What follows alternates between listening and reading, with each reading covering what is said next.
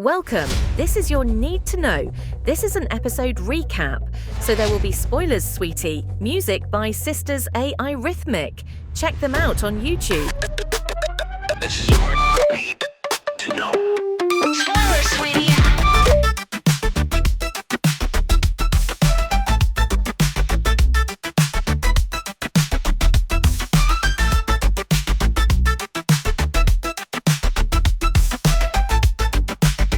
This is your Need to Know. All right, everybody, get ready because we are going deep on Resident Alien Season 4.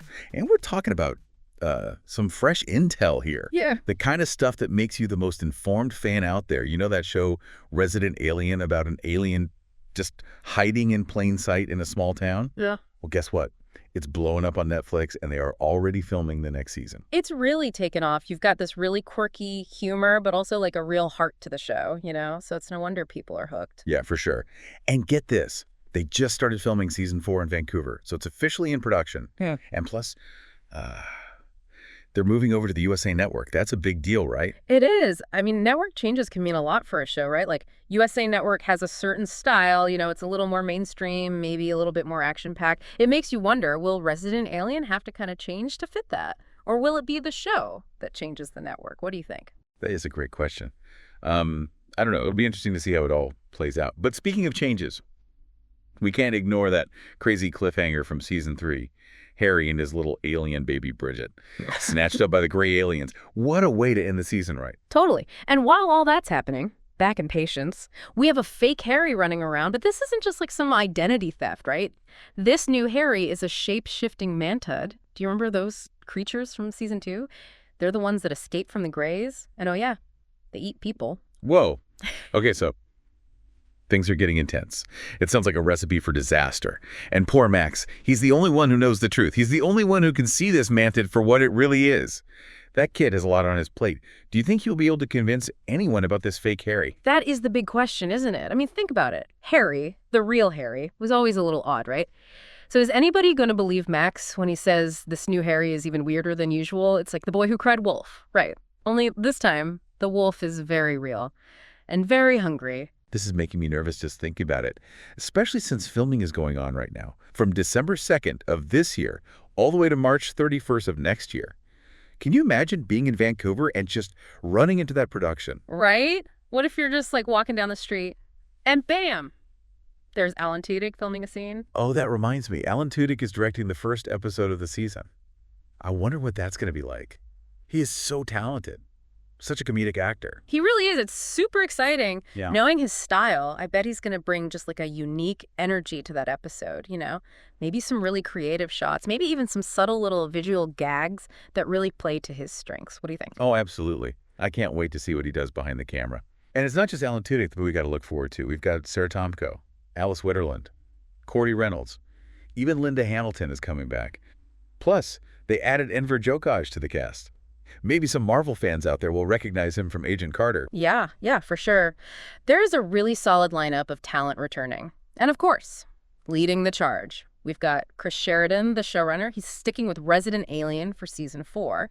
Now, if we think about Sheridan's style, he's really good at balancing humor with those heartfelt moments.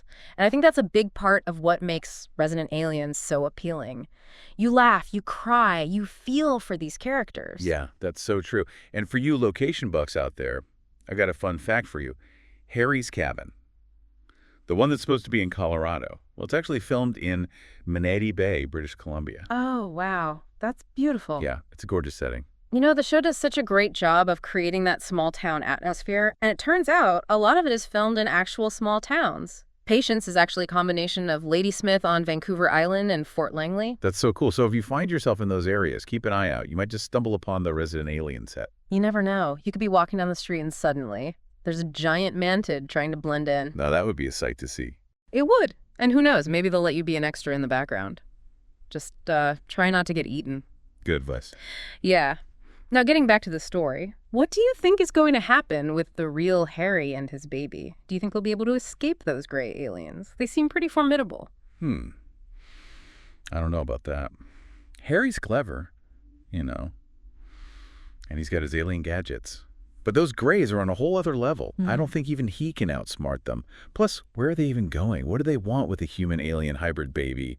It's a total mystery. Yeah, it's a good point. We tend to picture the Greys as like these all-powerful beings, right? Who knows? Maybe Harry will find like a weakness, you know, exploit their technology or even appeal to their, I don't know, their alien sense of compassion or something. It wouldn't be the first time he's pulled off the impossible. Remember how we learned to drive a stick shift? Okay, true. You got me there. He did manage to do that eventually. But let's shift gears back to Earth for a second. How long do you think the Manid can fool everyone? I mean, surely someone besides Max is going to notice that something's off about Harry. People aren't that oblivious, are they? Well, remember that the folks in Patience, they already think Harry is a little eccentric, right? I mean, he's the town doctor, but he's also an alien who crash-landed on Earth. They're used to his quirks. The question is, will they chalk up the Mantid's behavior to just another one of Harry's oddities? Or will someone, maybe Asta, maybe Darcy, start to see through the disguise? Yeah, you're right. They have come to accept Harry for who he is, alien and all. But this Mantid isn't just like a quirky house guest. He's a predator. He's literally looking for his next meal. Isn't anyone in danger? That is a chilling thought, isn't it? To have this creature hiding in plain sight, pretending to be someone you trust. I mean, it's like a classic horror movie setup. I mean, it makes you wonder, how well do we really know the people around us? You know, could any of us be fooled by a master of disguise? Okay, now you're just freaking me out. Yeah. But on a lighter note, remember how we were talking about those filming locations? It's funny to think that Harry's Colorado cabin is actually nestled in the Canadian wilderness. Yeah. It's a reminder that a lot of what we see on screen is smoke and mirrors, right? Movie magic can transport us anywhere. And speaking of transporting, this new season seems to be taking us on a wild ride between Harry's abduction and the Mantid imposter. And the new network. I think we're in for some serious twists and turns. What are you most excited to see? For me, it's all about Max. He's just a kid, but he's the only one who can see the truth about the Mantid. Talk about a huge responsibility. It's like he's got the weight of the world on his shoulders, or at least the town of Patience. How do you think he will handle that pressure? That's a really interesting question. I mean, he's always been brave, standing up to bullies, and even aliens.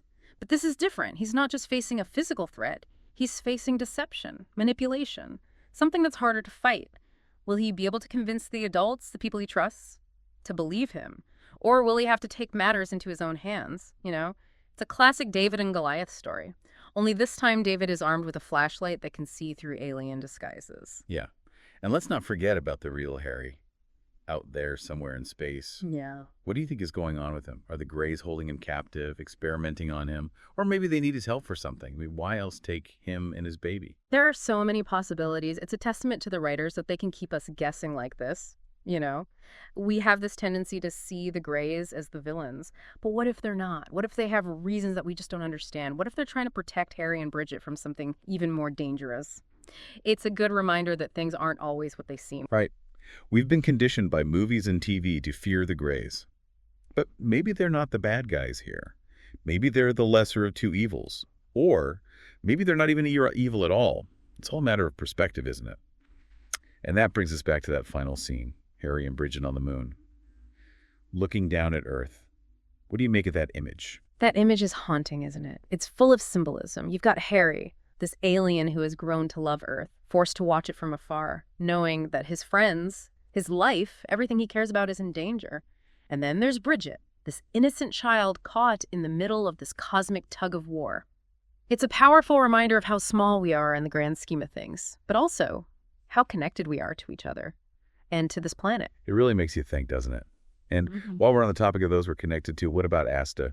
She basically raised that baby. Is she going to get her little alien buddy back? That's a great question.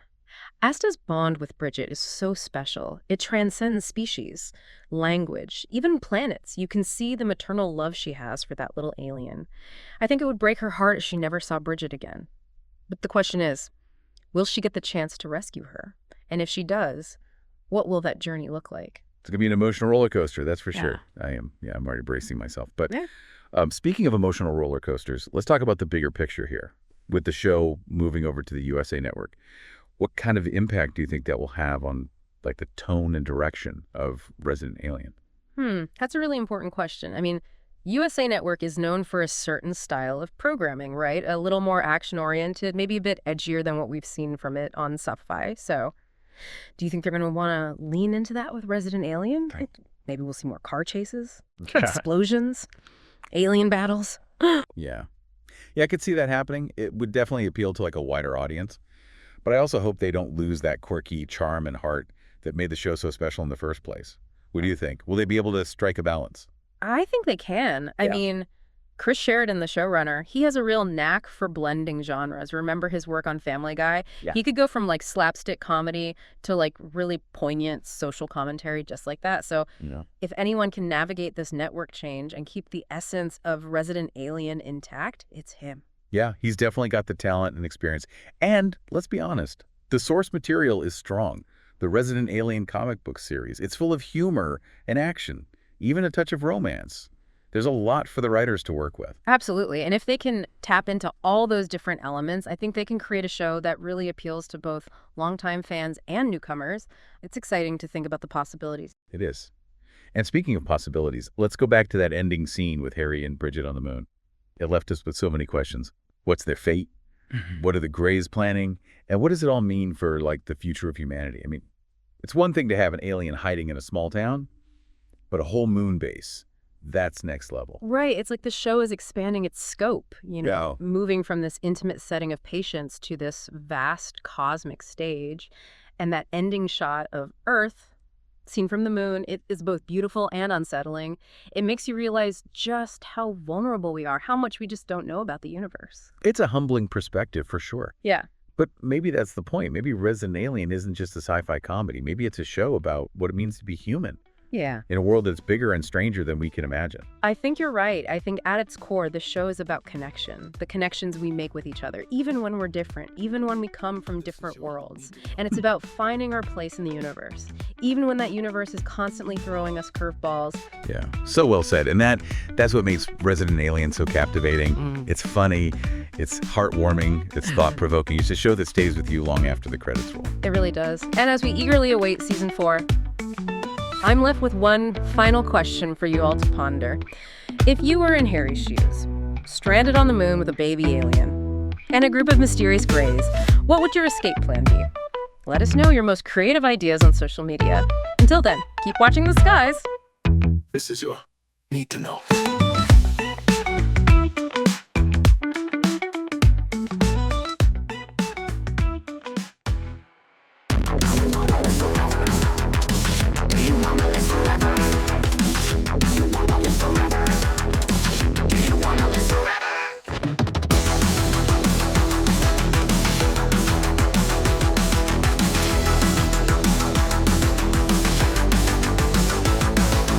Lifetime, every second's a game.